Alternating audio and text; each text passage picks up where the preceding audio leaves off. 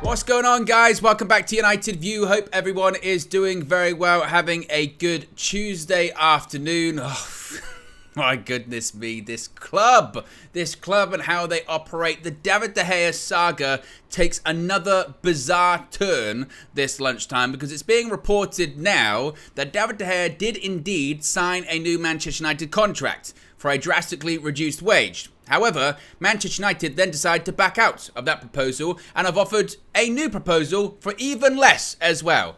Yes, that is the drama, that is the chaos that is surrounding the contract negotiations for David De Gea as well. We're going to get into all of it, so be sure to smash a like on the like button, be sure to subscribe, bottom right hand corner.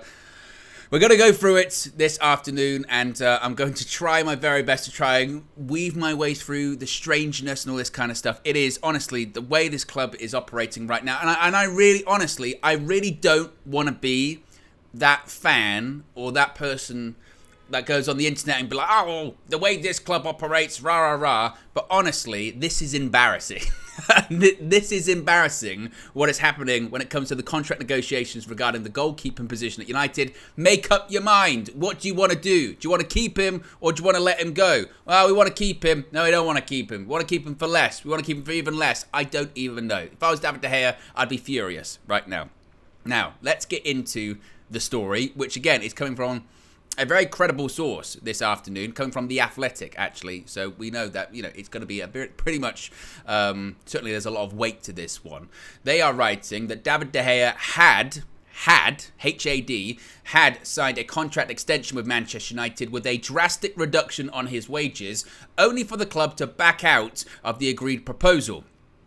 It continues by saying, after not signing the contract De Gea had agreed to with a drastic reduction on his wages, Manchester United have submitted a new proposal to him with an even lower salary, which is yet to be agreed by him. So De Gea had signed and agreed to the previous proposal. United said, no, actually, we don't really want to do that anymore. Instead, they then said, actually, no, we're going to give you a new proposal. De Gea hasn't agreed to this new proposal just now. It then continues by saying the offer with an even lower salary made by Manchester United to De Gea is yet to be agreed by him, and he is now considering his options. Discussions are ongoing, and it remains in the balance as to whether he will accept it. He has interest from Saudi Arabia. So, first of all, when I read this, I had to read it like 2 or 3 times because the timeline of events is quite bizarre, frankly. And the way that I look at this, and then actually I just laughed to myself. I went, of course. Of course, Manchester United are operating like this. I mean, where they don't even know what they want to do. And this is something I've been saying the last few days. I don't even think this club knows how they want to put these pieces of the puzzle together and whether it includes David De Gea as a piece of it or not. Maybe it does, maybe it doesn't. Maybe it does on this wage. Actually, let's take it down a little bit more. And look, whether you like David De Gea or not, you cannot argue like the disrespect that is towards him. Can you imagine? So you've said to him in the first place, and this is coming from a guy who is saying, yeah, I backed De Gea for a long period of time this season, and then to me, it felt like we were reaching a natural conclusion, and his contract was expiring. Let's go our separate directions, and let's just get a new goalkeeper. Let's let David go his way. Let's celebrate his accomplishments and achievements at United. Record clean sheet holder, won the Golden Glove in his final season. Okay, good ending for him. We go our separate ways. But during this period of time, and the sirens are going because it's criminal as well. Absolutely, I don't have my soundboard as well. I have a good criminal button too. Oh, I'm not prepared. I would say it's absolutely... Oh, piss off. It's absolutely criminal. That was going to be my whole thing. But now I had to kind of reach for that. I'll do it again. Criminal! But it is. So you've said to this guy, we want to keep you. You're on 375k a week. But we are saying you're not good enough for that. We're saying you're rubbish. Okay, you're not that good.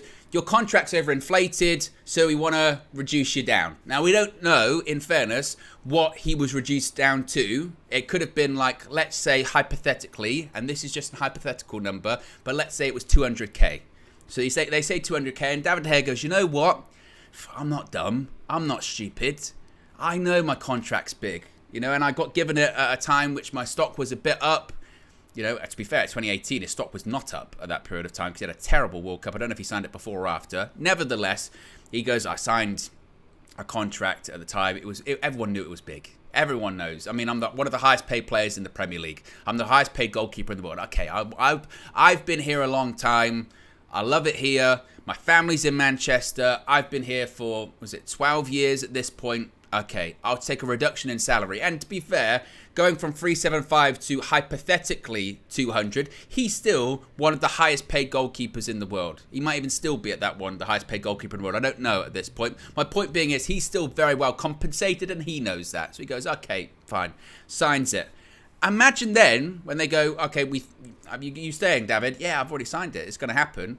What? They've pulled it. And then they have the nerve to come back to you again and say, oh, by the way, disgrace cheats. By the way, yeah, that offer we gave you, we don't really like it anymore. Let's reduce it even more. He's well within his rights to be like, I'm off then.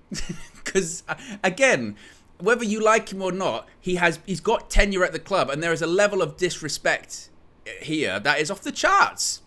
So he's well within his rights to turn around and go, you taking the piss. In my opinion, I thought I was doing you a favour in reducing my salary, and now you back out and offer me another one. Of course he would be considering his options. And to be honest, it does still suggest that United want to keep him. They still want to keep him. There's an offer on the table. There is a legitimate, concrete offer on the table for, I mean, if the first offer was a drastic reduction in wages, what does this make this one as well? It's nuts. Absolutely nuts. Meanwhile, while all of this is going on too, United are actively in discussions with Andre Onana's agent as well. So, but still, they're trying to play up the thing of, well, maybe we'll keep David, maybe on a reduced wage and even more reduced rates. I mean, again, it's incompetence. The way that this club is being managed or run in this transfer market is insane. Absolutely insane.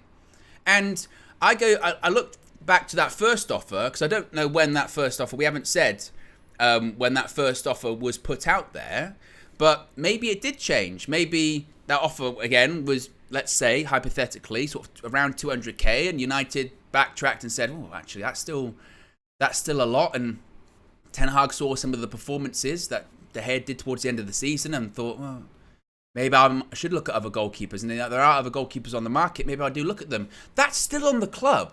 That's still on John Murtough and all of those people involved going, well, why did you put that offer there in the first place, which you then decided arbitrarily a few weeks later, actually, that's still too high. Then don't put that first offer down if you weren't certain about it or if you changed your mind about it. It's just... ugh.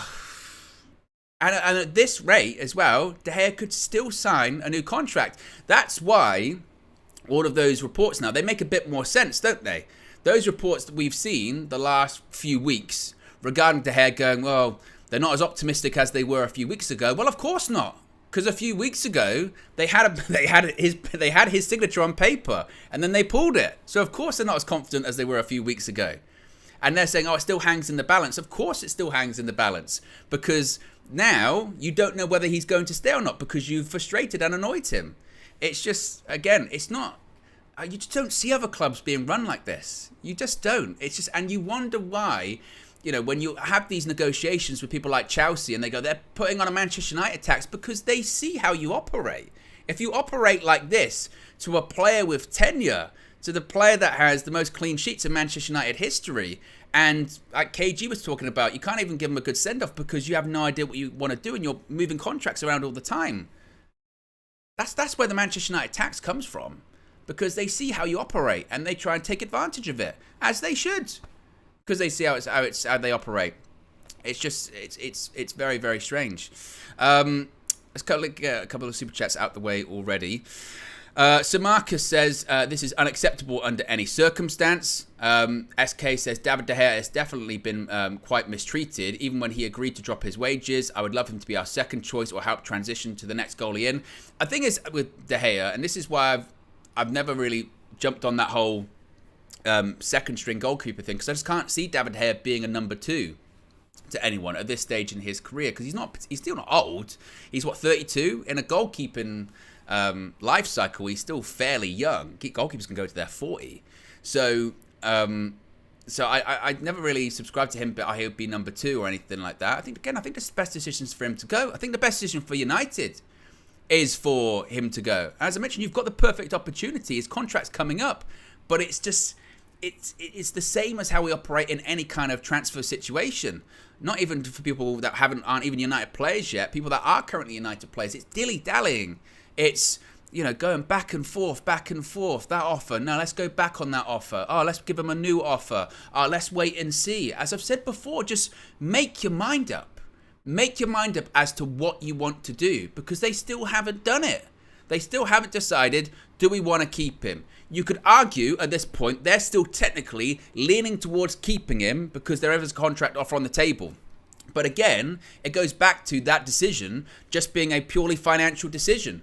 We'll keep David De Gea and we won't get a goalkeeper if he accepts a severely wages that's been reduced even more than we originally anticipated. It'd be one thing just to have, again, we don't know what this latest offer is. If we get an update on that, of course, we'll let you know. But let's say now, again, I don't know, I'm making these numbers up, so don't hold me to these. But he's on 375. It was initially stated he could be going down to around sort of 200. Let's say this latest one is him around in sort of the 100s, around in there, below 200 or something like that. Are they saying that we don't care about getting a goalkeeper that's good with his feet as long as the current goalkeeper we've got is cheap?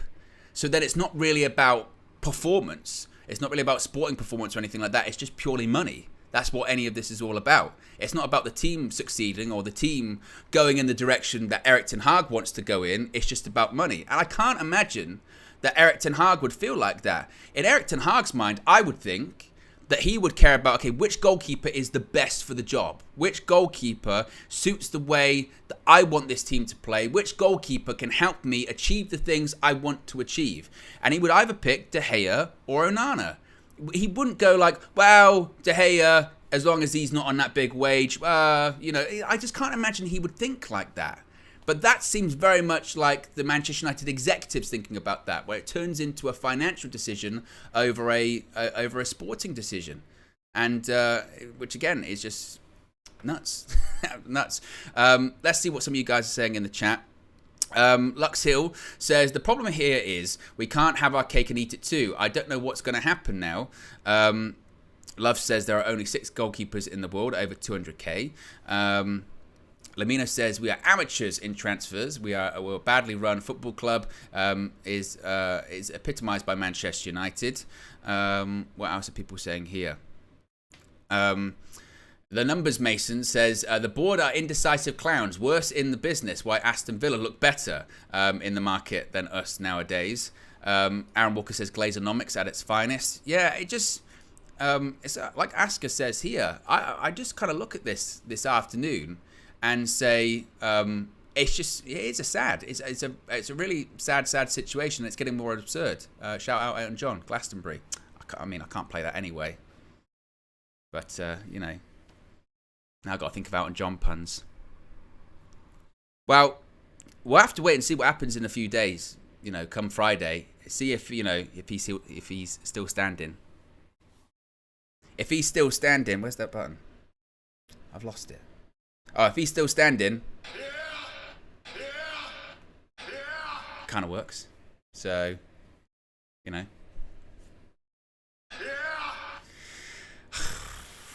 honestly.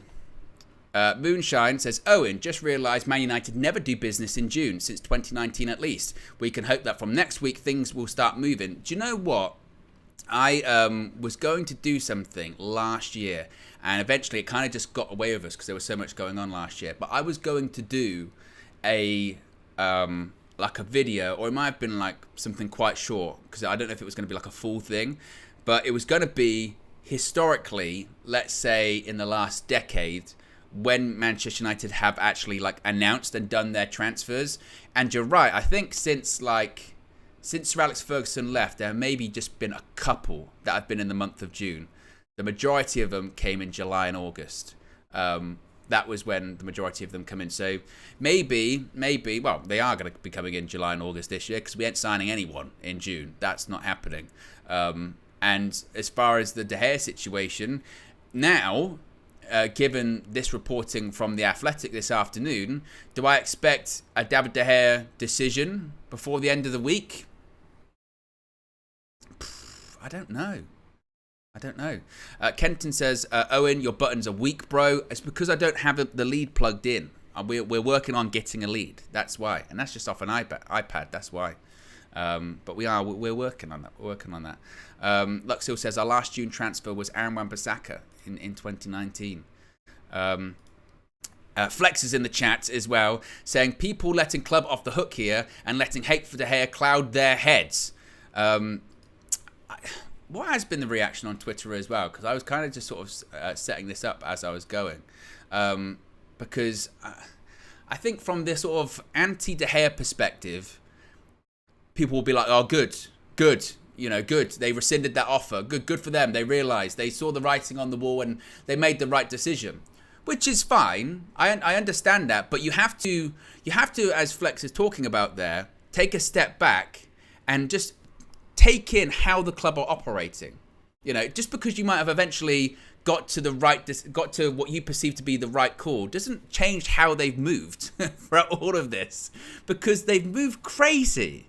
Like, that's not professional and that's not appropriate. Again, they've still not made their mind up.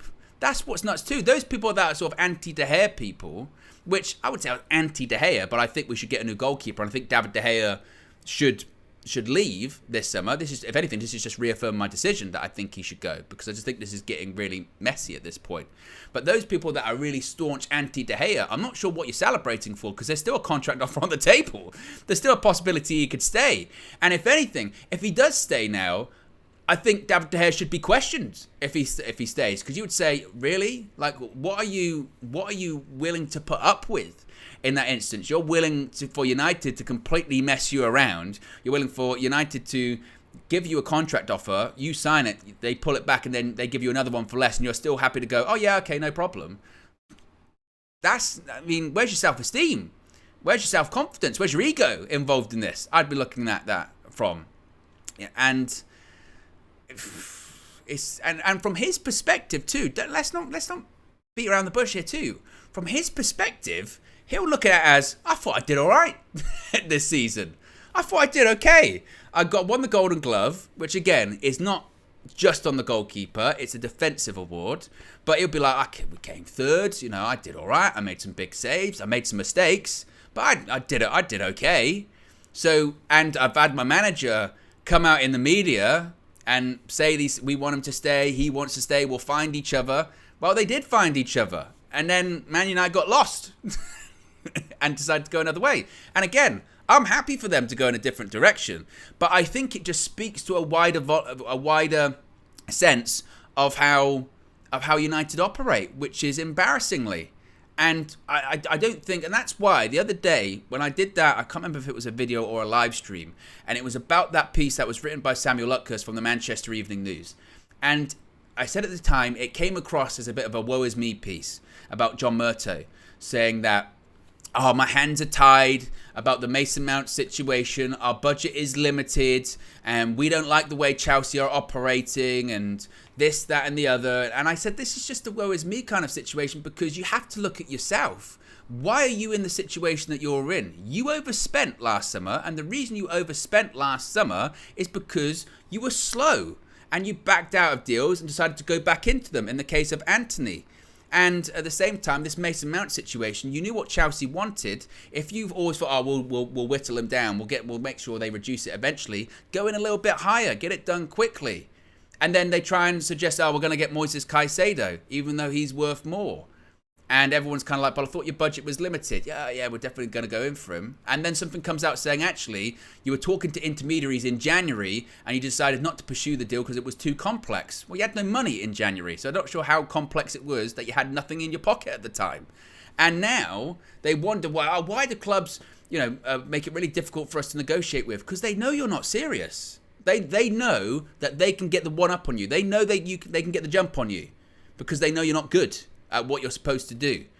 If you're negotiating with someone and you go, I've seen how these guys operate, Yeah, it's like the Daniel Levy situation. We know this guy gets what he wants. He gets his money or the deal doesn't happen. So we go into that going, we got to be really careful here because this guy will drag it out. He's a tough negotiator. They don't think that for United. No one goes into a negotiation with United going, this is going to be difficult. They might go into it going, this is going to be difficult because these guys are idiots. That might be it. But as I mentioned this yesterday when I was talking to KG, Minna and Marcel, talking about sort of judging John Murtough and the transfer process. And I understand, we'll wait till the end of the window to judge him again. But last summer, to me, was a massive red flag. A massive red flag in the sense of, yeah, we got players that ultimately Ten Hag wanted, and we finished in third place, and we won a trophy, and we got to a cup final. So overall, it was a good season. But that should not be the blueprint of how Manchester United should operate in a summer transfer window. That should not be the blueprint of, okay, we'll just do that again. That's crazy. That is absolutely crazy.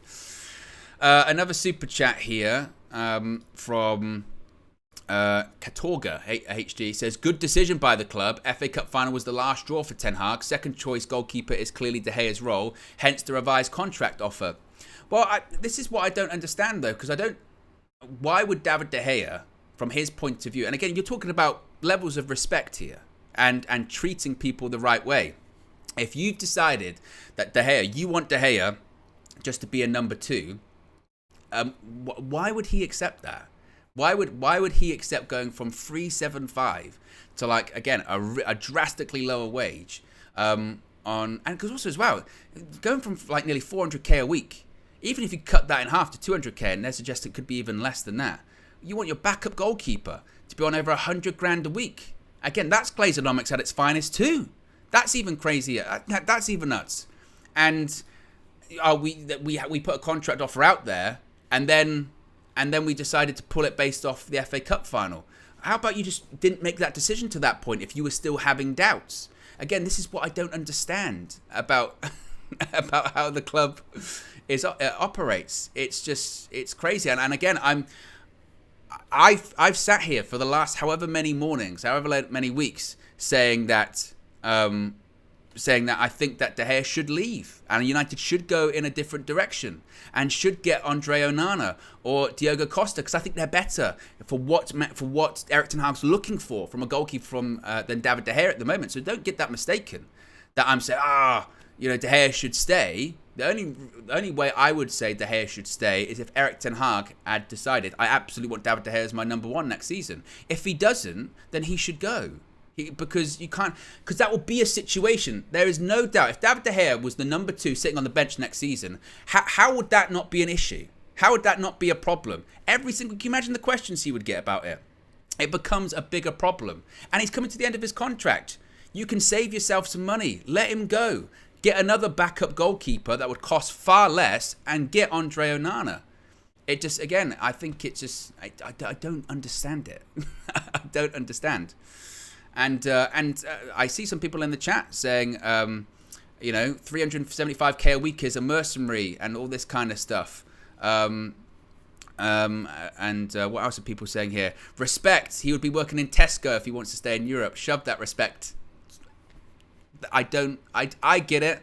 I get that people don't like David De Gea, but this has always been my problem too, is that let's not have revisionist history here. Let's not play that game too. I think you can easily say David De Gea's time at Manchester United has come to an end. It's the right time for him to go. We need to go in a different direction without saying this guy was never good. He was this, that, and the other. And I've also seen people posting those videos on Twitter of him conceding goals and stuff like that because he's been playing in the Premier League for like 12 years. Of course there are going to be mistakes. Of course there are going to be goals conceded. Granted, there have been too many. And I think that a lot of them, you look at them and go, that's nuts. But you can't ignore his tenure at the club too and what he has achieved at the club. I don't understand that just level of you're never good, you're rubbish, you're horrible, this, that, and the other. That to me, I think, is so disrespectful. And also a lot of the people that say that, would they say that to his face? Absolutely not. Absolutely not. I think it's funny that some people will even have the discussion about whether he's a legend at Manchester United too. Of course he's a legend. He's got the record clean sheets at Manchester United. Was he as good as goalkeeper as Peter Schmeichel or Edwin van der Sar? For me, no. Never. I don't think he was. You look at someone like Peter Schmeichel and Edwin van der Sar, when they go up to those clean sheet lists, they did it in a much shorter period of time because I think they were better goalkeepers. Granted, they were probably playing in better teams than David De Gea has been for the majority of his Man United career. But again, you can still be respectful by saying that you should go in a different direction. He is. But people disagree. Ed says, relaxo, and he's not a legend, he's a cult figure at best. Mafundu says, oh, and would you tell Harry Maguire he's crap to his face? I wouldn't say he's crap to his face. If he asked me my honest opinion about whether I think he should be at Manchester United, I would say no in a respectful way. Because you don't have to tell people to their face, you're shit, you're rubbish, you're rah, rah, rah, rah, rah. And people say that they would. They wouldn't. They wouldn't. But again, I think it's funny. I think it's funny that they say that. Abahit says, if he's not horrible, why is no club in Europe at least approaching him? Answer, because his wages are really high. That's why Saudi are coming in for him, because his wages are huge. And Saudi, not only are the people in Saudi Arabia, they'll increase his, they pay him more than 375k a week. But again, De Gea is just the latest in a long line over the last few years of real hot button issues with United fans. Whether it was De Gea or Ronaldo or whoever it may, Solskjaer was one for a while. Let's not forget that. And people argue at each other. No one's ever going to change people's opinion on him. My biggest issue in this whole situation is that just how Man United have operated it during it. As KG said, I think you can absolutely say you can need a new goalkeeper without acknowledging that the way this has been handled is crazy, is really disrespectful, and just again not consistent and not transparent. And even now, United still haven't made their mind up. They haven't made their mind up on it. And I think we should get a new goalkeeper. I don't think De Gea's what we need anymore. But again, the way that this has been handled, here's an offer. Actually, no, let's take it back. Here's another one. If that was you, you would leave. If it was me, if this was me in this situation, and they said, here's a reduction of your salary, I'd be like, wow, okay, I understand maybe why you think that. You think my contract's, inflated, whatever. Even as KG points out in the first place, you'd be like, okay. But you sign it because you love the club and you want to stay at the club, and then for them to pull it, it's a wild situation. And now we have 3 days remaining until his contract expires, and as I said, I don't think I don't think we'll hear anything in terms of anything being announced by the end of the week. And if it does, if Dave stays, hashtag Dave stays, again, I think there'll be big questions asked about David De Gea, really, and his ambition. Unless the only way you view it as is that they've done this latest offer just almost in their point of view, out of respect, if that makes sense. If they've looked at this going, wow, we want to have this sort of perceived notion that we tried, but even that's so false. Just say you don't want him anymore if you don't want him. The logic behind some of this is crazy. Red with the super chat says he is legitimately one of the worst goalkeepers in the league. I'm glad the club have been cutthroat with it, and I hope he reads the signs and walks. But this is the thing. I mean, I'm going to take the top bit out of it because, again, that's your opinion. I can't change your mind with that. But the club haven't been cutthroat with it. If the club had been cutthroat with it, they wouldn't have given him a contract offer in the first place. They wouldn't have given him another one. Cutthroat would be saying, we're not going to offer you a new deal. We want to go in a different direction. Cutthroat would maybe making that decision around April, or maybe even earlier than that. And Ten Hag going, and the club going, we're going in a different direction. We're getting someone else. Cutthroat is not, here's a contract offer. Actually, we'll take that back. Here's another one. That's not very cutthroat, is it? If that's cutthroat, I think I'd still live through that cutthroat at this point. That's sort of light operation on the throats. It's not cutthroat really at all, is it? And this is what I've been saying. Make up their mind. decide which direction you want to go in, because at the moment they're still sat at the same junction. They haven't decided which way they want to go, so they've just put the hazard lights on instead of putting an indicator and going to either direction, because they don't know. They still don't know what they want to do. It's just what else have we got here in the chat too? Ari says, one of the worst goalkeepers. I need what you are smoking, mate. I don't like De Gea, but one of the worst takes ever. Sounds like a rage bait. Sean says, I've lost so much respect for my team's own fan base this season with the way they talk about our players. Mario Jackson says they should have been straight with De Gea and not offered him a new contract. This is just disrespectful. And that's really where I stand in this. And like everything, right, there are people on the extremes of both sides of this. There are people that are like, which you have seen, he was never good, he was rubbish, get rid of him. There are some people like, no, he's still really, really good, I can't believe it, De Gea, and he's not one of our problems. And then I would say I'm not in the middle, because I'm saying that I think De Gea should go, but I'm also sort of saying that I think United could have operated a lot better, a lot better than how they've managed this situation. And that's be upfront, be honest, make a decision, and go in that direction. You can't just be so, you can't just be constantly just looking at things, oh, we'll wait and see. It's proper head in the sand mentality, isn't it? Proper stick your head in the sand, it will blow all over. Well, this won't. You've got to make a call eventually. Super chat from Nurse says, how does the worst goalkeeper win the Golden Glove? I mean, again, this is, that stuff I don't get. De Gea absolutely has made mistakes last season. And De Gea clearly can't do the distribution side of things that Ten Hag wants, and he's made mistakes this season and throughout a lot of the times at Manchester United. We know he's capable of that, but to say he's the worst goalkeeper in the league, I think is crazy. As I've said, to say that the Golden Glove is just on him, I don't think's completely accurate either, because it's a combination of both. It's who has the most clean sheets. Well, you can record a clean sheet where a goalkeeper doesn't have to make a single save in the match, and that still counts towards the Golden Glove. You can have a game where David De Gea makes 10 saves and keeps a clean sheet, and that one absolutely is on him. So again, I don't think the Golden Glove, as I've said a million times, is an accurate reflection on everything that De Gea has done this season, but he plays a part in it, certainly. He absolutely plays a part in that. And again, I think it's revisionist history to suggest that, and every single time we kept a clean sheet, David De Gea wasn't involved in that, because that's not fair too. I remember games when in the last minute he would make big saves. West Ham at home. You can continue to name those games from last season. So, yeah, again, but as I mentioned, De Gea is just the latest in this really sort of divisive topic, in that if you're at least somewhat respectful, people call you an idiot. And people can't be told about that.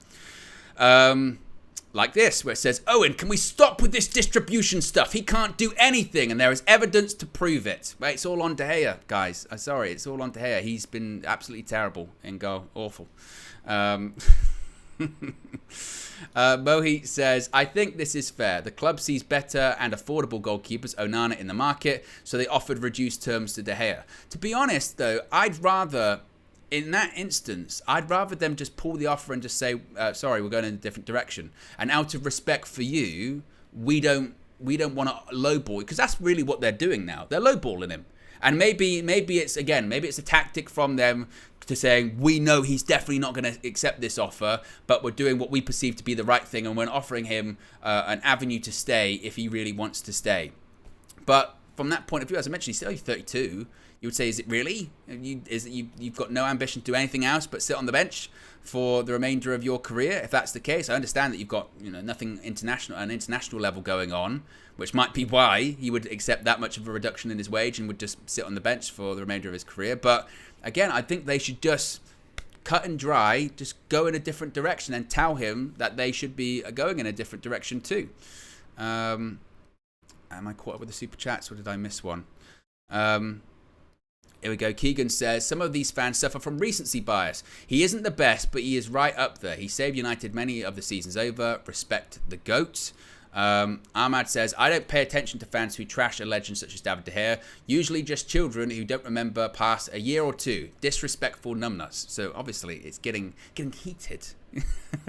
It's getting very heated when it comes to this David De Gea debate. You know what? I'm going to put a poll in the chat.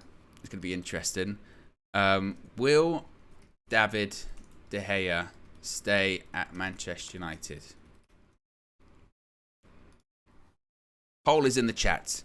Poll is in the chat. Will David De Gea stay at Manchester United? I will answer that myself too. No.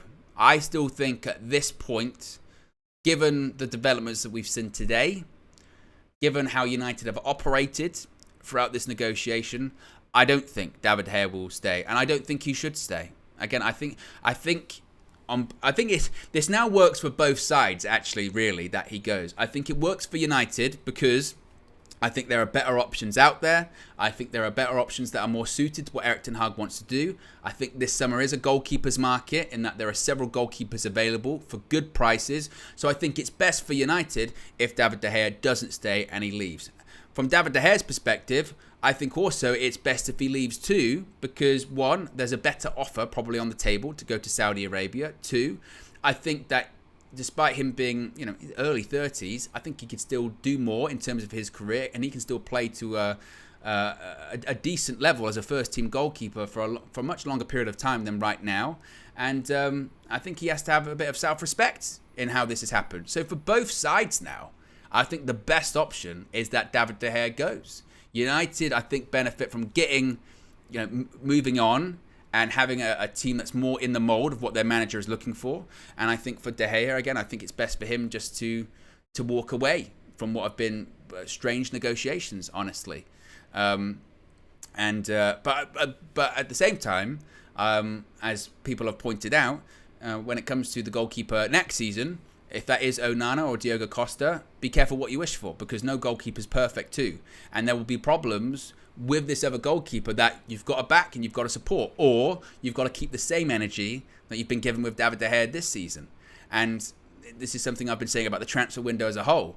We know how badly, this is just another example, this club operates in a summer transfer window. They are slow, they are overpay, undercharge, the takeover stuff's going on at the same time, which doesn't help things, that slows things up even more. But keep this energy focused on the people that are actually running this club. Keep it on John Murtough, keep it on Richard Arnold, keep it on the Glazers, obviously. The megastore got shut down today because there was a protest. Keep it on them, because I remember towards the end of last season, around sort of April, May, when people thought we weren't going to get top four, and I also saw those people start to criticise Erik ten Hag and this, that and the other. And you just think to yourself, well, actually, at that period of time, had we had 6 more points because we won our first 2 games of the season because our players had been more ready and available, 2 of the players we didn't even have at that period of time as well, in Anthony and Casemiro, that could have been a lot more comfortable and a lot more different by that point. So Erik ten Hag, throughout the entirety of the season, and in January as well, he couldn't get anyone because we had no money. We got Sabitzer and Weghorst, and people were blaming it on Erik ten Hag. That's his fault. It always goes back to how this club is run, which is badly, very, very badly when it comes to recruitment. Nothing has changed on that front. This is just another example of it. You see this, other clubs, and KG and myself were discussing it on today's morning show about, the Casillas situation, and that was terrible. We're just as bad. We're just as bad. Whether it's Rio Ferdinand being told in a dressing room afterwards, yeah, we're not giving you a new contract or whatever. We couldn't even do that with De Gea this time round. It's crazy. And also as well, I would point out those people that say no goalkeeper or no club in Europe wants him. We don't know that for a fact. If he became a free agent, and if he did reduce his wage demands down significantly, I'm sure there'll be European clubs after him. Even that's a bit of a falsehood, honestly. But as I said, I keep the energy on the executive side of things at Manchester United, because they're the ones that, the reason we're doing these streams right now, being like, what is going on at Manchester United? It's just, it's crazy. Ash says, Owen, bit of advice. You should be a little more impartial when it comes to these subjects. Creating an agenda against what has been a very important player for the club is wrong. Well, as always, I appreciate your opinion, which is, I'm never going to try and change your opinion or say that you're wrong. But I'm here to give my opinion. I mean, I've read out what's happened. I will give my opinion, and I don't know how me saying I've got an agenda at David De Gea is accurate when I've been saying that when I've been saying that he deserves more respect in how he's been treated, and he deserves more respect in how certain people are saying things about him. Me saying that I think he should leave is not an agenda. That's given my opinion. If I said about David De Gea, as other people have been saying, he's rubbish, he's never been good, this, that, and the other, then I would absolutely hold my hands up. But I can give my opinion, and my opinion is that I think he should leave. I backed him all the way through the season too. And on top of that, as I've said, I think the way he's been treated right now is scandalous by Manchester United. And the way they've operated is beyond disrespectful.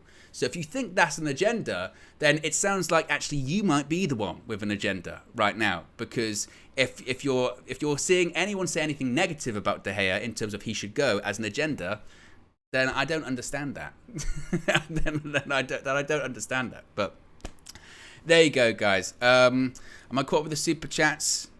One more here from Ahmad. Big up Ahmad says, yet the children with no football knowledge will call them, who call themselves fans will say Erik ten Hag is washed if things go horribly because of the lack of signings. Well, look, as I've said, this is obviously a very hot button topic, and everyone's got their opinions on it, and everyone's opinions are perfectly valid. You know, no one's opinions are right or wrong, and I'm never going to come on here and tell you that your opinion is right or wrong and anything like that. We can disagree. We can debate, we can converse, as long as it's respectful. But also, I think people do have to be careful about what they're hearing and actually digest it and say, what are they trying to say? Because as I said, I think it's the way people perceive things, I think sometimes is crazy. Nevertheless, guys, there you go. A bit of an update in this afternoon. What's on tap for the remainder of the day? Well, of course, if we get any more updates when it comes to anything transfers or takeover, we'll be live or we'll do a video. Tomorrow morning, we'll be live once again at 9 a.m. with some transfer news too. Hopefully, some good transfer news, but you never know, honestly. You never know. Anyway, guys, as I mentioned, be sure to smash the like on the like button. Be sure to subscribe, bottom right-hand corner, and I'll speak for you again very soon. Peace!